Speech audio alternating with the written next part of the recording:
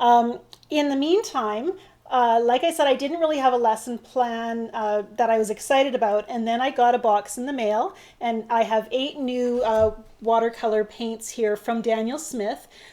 They came out with 8 brand new pigment colors, and when I saw that, they're beautiful, kind of spring-like colors. And I have a list here. We have quinacridone lilac, rose madder permanent, wisteria, raw sienna light, burnt sienna light, Aussie red gold, Payne's blue gray, and lavender. And so just a beautiful range of colors. They're all transparent or semi-transparent. And I haven't put them on paper yet, so we're going to try them out today, and you guys can watch as I give them a try and mix them a little bit. This paper that I have from Daniel Smith, I got this off their website, off their Facebook page. It's on their Facebook page as well, and so that shows kind of a bit of a color chart. But personally, I always think I learn more about colors when I just try them out myself and start applying them in actual real life situations, and then I'll get to know what I like the best. So we're going to move right over to my painting surface and give the paint colors a try. And so let's just do that right now. I'll switch my camera over and just turn it off so you guys don't get all confused or dizzy while I'm moving the camera, because it's always a little bit wild.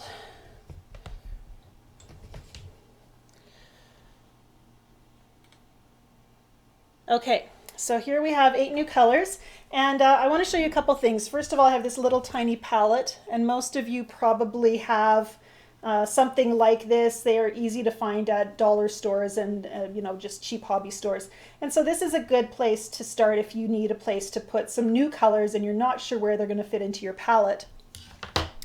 But I also have, and this is only for 6 colors, and we have 8 new colors. So I pulled out this, and this is just a little styrofoam meal tray or TV tray, and they're actually kind of hard to find in our area.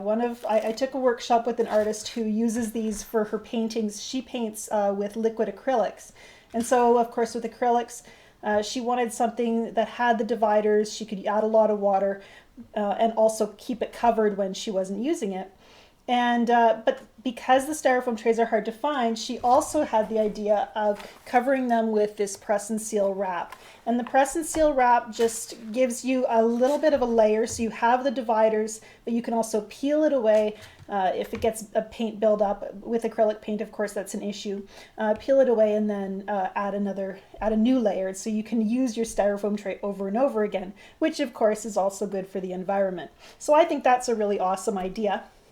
And I actually use the press and seal wrap as well for covering my palette when I travel, because it so nicely seals everything and keeps it divided. So it's a really useful, it's a very useful artist tool, even though it was made for more kitchen applications. And I've just squirted a little bit of each of these colors into my palette, and I've labeled them so that I know what they are. Quin lilac, rose madder permanent, wisteria, lavender, Payne's blue gray, Aussie red gold, raw sienna light, burnt sienna light. So we're going to give those a try. And I think the first thing we're going to do is try a little bit of a triad. And in my new course, in my new tropical holiday course, I talk a lot about triads, because triads are kind of the basis for color theory. And when I say triad, I mean whoops, I keep dropping my brush. When I say triads, I mean the 3 primary colors. And of course, we know our 3 primary colors are red, yellow, and blue, but you can create a triad with anything that's kind of like those 3 colors. So it doesn't have to be the purest red, yellow, and blue to be a triad. In Tropical Holiday, I took pink, turquoise, or teal, and a brilliant school bus yellow to create my abstract lesson, which is the last lesson in the course. And I just had to show it to you here. I haven't showed you this particular image from the course, because I just barely finished that lesson and got it uploaded to the site last night. And I absolutely love it. It's inspired by palm trees, and yet it's abstract, and we've used just 3 colors throughout, and yet it's beautifully vibrant. Actually, I did add a 4th color right at the end, but it was within those color families. So I'm going to still call it 3 colors. And so I really love how this abstract painting turned out, and the things that abstract paintings can teach us when we are working on strengthening our composition skills especially. So you can see that full lesson in my new tropical holiday course, and details on more about that course, which just opened today, are available in the description of this video. So 3 colors, triads. We're going to start by finding a triad of our new colors here, and I think I'm going to choose the Quin Lilac because it's kind of a beautiful deep color. Look at how vibrant that is. I haven't done a lot of research about these colors. They are all rated as either very highly light fast or I think their light fastness rating is either high or excellent. So they're all very light fast. And I just immediately think of peonies when I see that quinacridone lilac because it's so much the vibrant color of my peonies when they're in bloom. What do you guys think of? And now if we are thinking triads, then I'm going to want to go with the yellow. And I'm going to try the Aussie Red Gold because it looks kind of yellowy on my palette here. And we'll put that over here. And I'm just working with some interesting brush strokes. Since I saw a peony, maybe I'll continue that little peony shape. And I've touched my red gold into my lilac there. I want to call it magenta because it kind of reminds me of quinacridone magenta. It's just a little bit more purple, I think. And then for my third color, you need something of a blue. I could try the Payne's Blue Gray, but I think I'm going to try the lavender because it's kind of bluish. And this wouldn't give us the, oh, it's very light. Look at how pretty that is. I'm going to throw it right in the middle. Why not? I'm just trying out colors so I can do whatever kind of interests me here. And look at how it kind of swoops in there and creates a beautiful mix. It's going to create a neutral mix as it touches that red gold because of course when you have a violet with a, and this is a blue violet with an orange yellow, then it's going to really neutralize. And then if I touch it in here, and I can see it's got that dispersion, that push against that damp color. Oh, that's really cute. That's and those little whooshy bits, pardon me, the little whooshy bits really are, there we go. Sorry, just turning my phone off and it's going to ring way in the background until it stops ringing. That's the hazards of live broadcasting. Okay, so I'm going to add a little more of that lilac in there. What I was saying was that these colors have that little bit of dispersion that I like, where they push.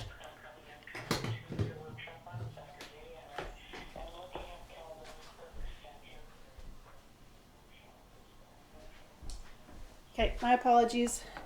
Still trying to deal with that phone call. Okay.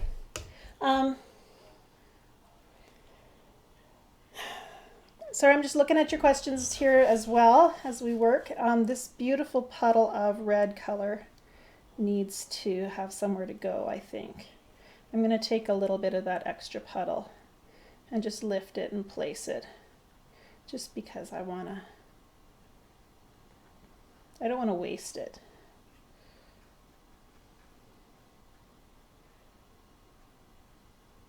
And I find it really interesting. Most of the time when I'm buying pigments, I don't buy really pale colors because you can always lighten a color by adding water. And whereas if you buy a pigment that's naturally really pale, you know, you can't really make it darker without adding other pigments and so forth. So, and I'm just finding it very interesting how my lavender keeps disappearing. I'll dot it in, and then some of it spreads, and then other colors also rush into its place. But it's so pretty. I'm kind of enjoying playing with it anyhow. Okay, let's try some different colors.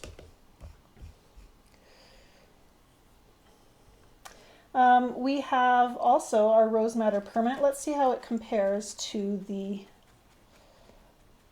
quinacridone lilac. And it's definitely a pinker color. Doesn't have quite that violet-y effect.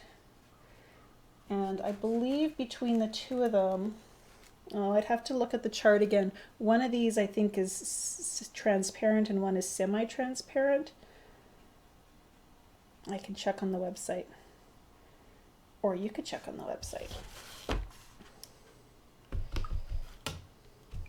So it's definitely more of that pure pink color, that fuchsia, or yeah, it doesn't have as much of that cool purple in it. And so that's useful to know. And I think the reason they call it permanent is because the original rose madder is not quite as light fast. So this one's going to have a better light fastness rating. And then, and I'm loving this Aussie red gold. It's got the similar vibrance to the Indian yellow that I like, but it's, which I think is from Core, but it's not quite as intense. It's a little bit more earthy while still being that beautiful kind of pure orangey yellow.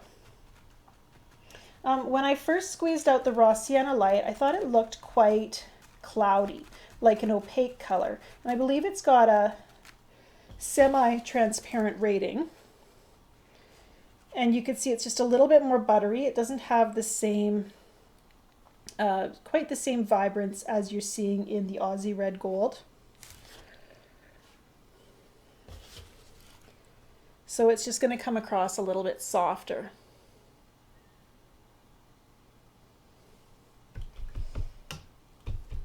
And I'm liking you guys' discussion. I wish I could be a little bit better part of it while I'm painting, but that's just not, then I get distracted and you guys suffer, or my lesson suffers for it. Okay, this is the wisteria, and then just letting it on the page in a pure wash here. And again, it's one of those lighter, paler colors. And I think if you're an artist who has a tendency to immediately go very saturated with your color, owning some of these lighter value colors can be really helpful. Personally, I tend to go very strong and very bold with my colors. And so having that ability to just start with a color that starts out light and stays light could probably be helpful for me when I want to keep a lighter palette. And often when you're mixing colors and trying to go lighter, maybe if I was taking a strong violet, for example, and maybe adding a little blue to give it more of this color, maybe a little red, to get it a little closer to mixing this wisteria on my own. Sometimes those colors granulate more when you're buying a color or when you're mixing a color rather than buying a pigment. So there's going to be a difference there too. This is also a semi-transparent color, and you can see that little bit of cloudiness as it starts to mix with this darker, that's the rose madder. You can see it kind of goes over top almost, because a more opaque color is going to be able to layer over a darker color and still be a little bit visible. Not as much as a purely opaque color, but still quite a bit. Okay, let's grab the burnt sienna light. And my climate is so dry here that these pigments are already starting to firm up in this little palette, which I think is different depending on where you live. You might get a different reaction. I'm going to tilt because I like that ability to let things flow. One thing that that we're not seeing here, there isn't really a strong blue, and that means we can't really make a green either, or at least not a powerful green, not with the colors that we have here. But we can get all kinds of beautiful neutrals. And I'm liking the burnt sienna light. Burnt sienna is one of those traditional and indispensable earth tones. And having it in this lighter value, it's just a very soft, kind of, I'm not sure what the word is, burnt tangerine color maybe, but I like the lightness of it.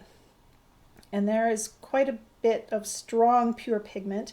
One thing I like about working with very fresh pigment is you can put these dots of pure pigment in that you don't get when you're working with paint dry from the palette.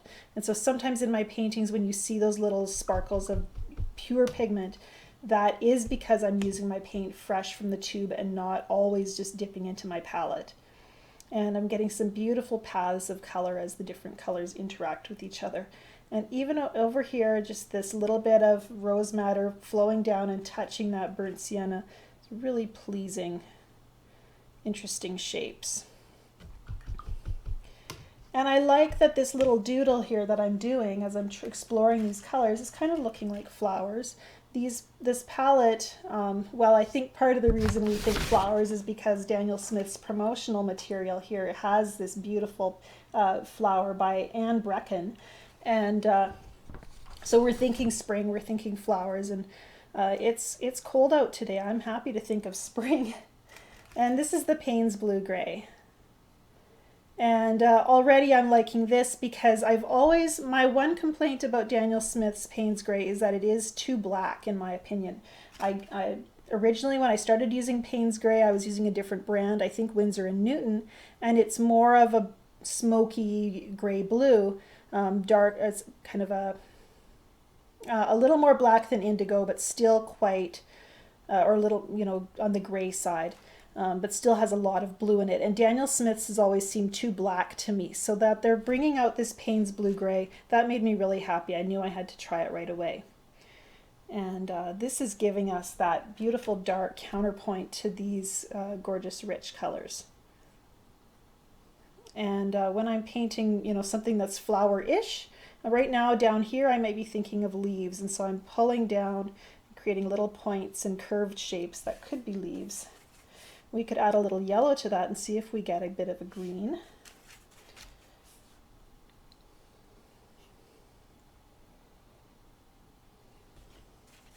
And in my palette, you can see it's kind of greenish. It's a cloudy greenish shade, very neutral.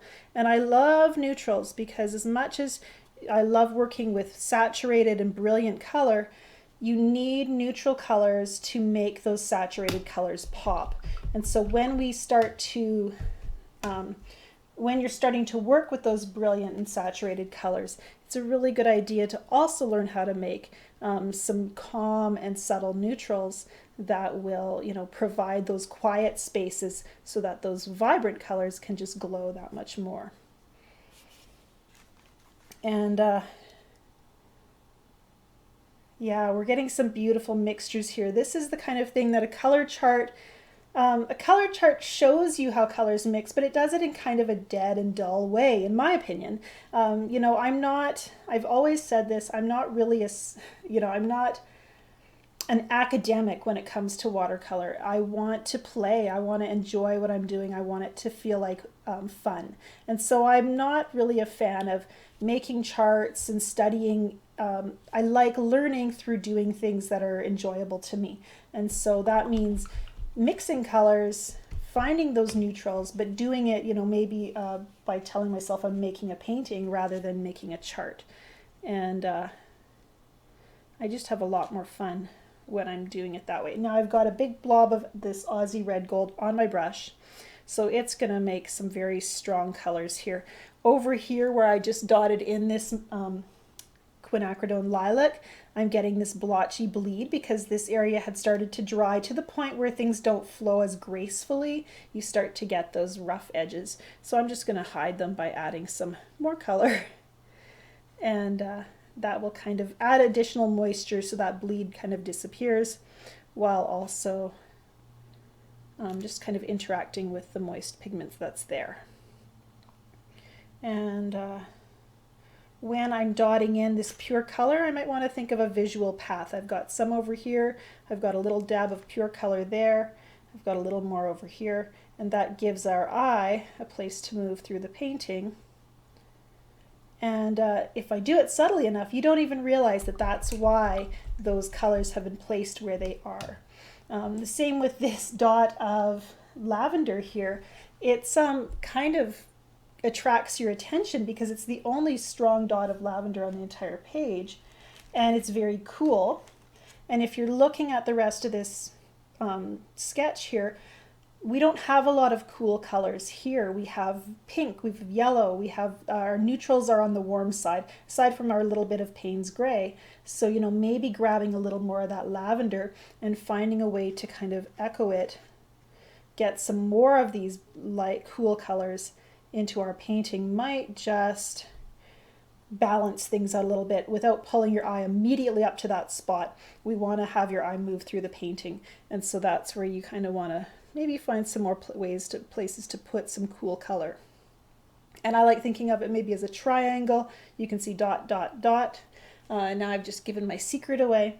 Or I could think of it as a visual pathway where maybe I want a few little lines to connect the different elements. And I start adding in some line work. And that's kind of fun and pretty too. And sometimes I'll wait until my painting's completely dry to add that.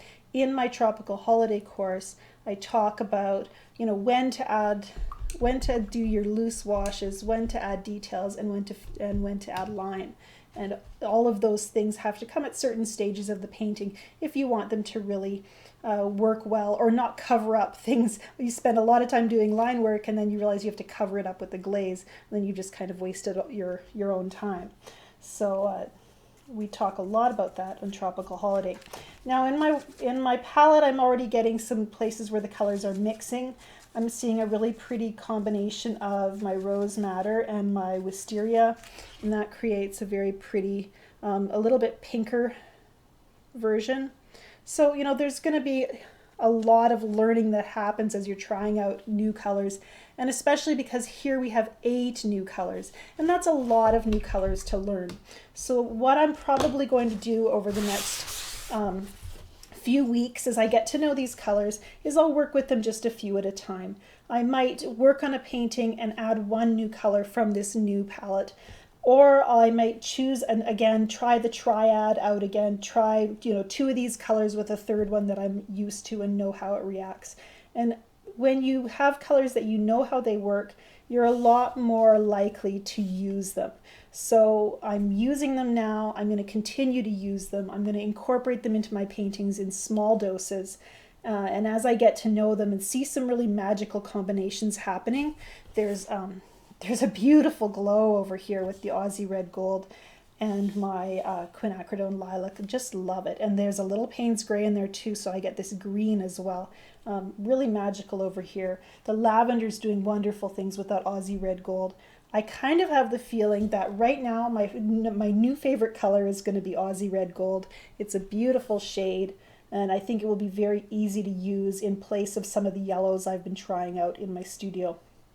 As much as I never think I'm a yellow kind of person, I love using yellow in my paintings, and so it's fun to discover a new one that I really like. People are asking about dot cards. Brenda Swenson on her website or on her Facebook page, she had showed a dot card of these new colors. So they might have them. I haven't actually seen them on Daniel Smith's website yet though. So I'll keep you posted. If I find a link, I'll throw it up on the video description. Just taking a quick look at your questions now.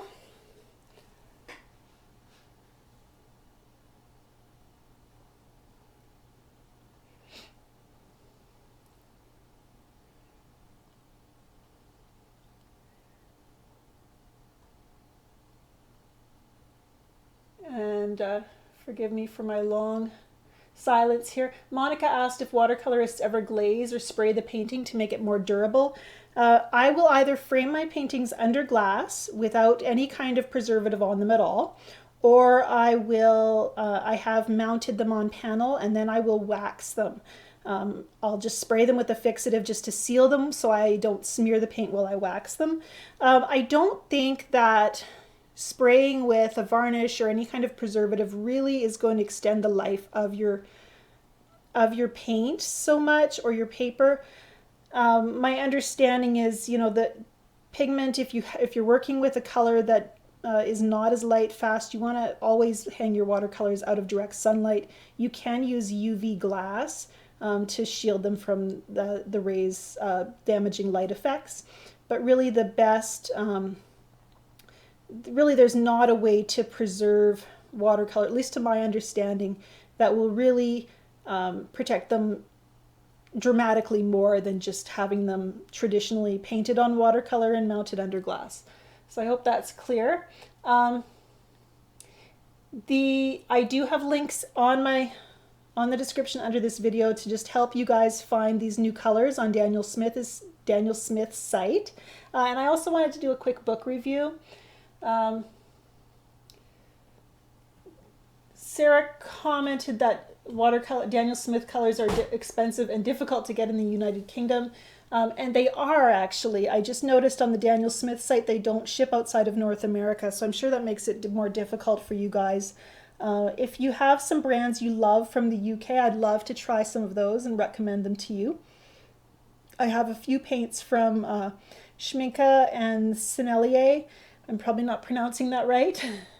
But, you know, there's so many paints out there in the world and only so much time to try them out.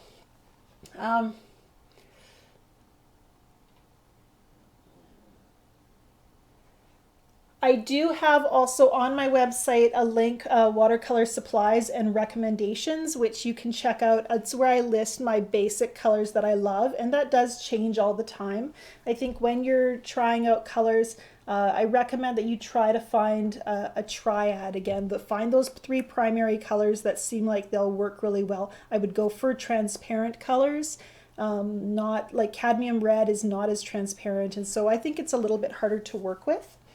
I'm going to just move over to my book recommendation. Today I'm recommending Color Choices by Stephen Quiller, and it's called Making Sense Out of Color Theory, and I think that fits with what we're doing today. You know, we're trying out some different colors and wanting to use them well, and we're also wanting to do a good job of choosing color. And Stephen Quiller he does paint in watercolor, although he does more acrylic paintings, and what I love about his paintings is just, yeah, his beautiful mastery of color. And through the book, he's got, you know, different samples of color palettes.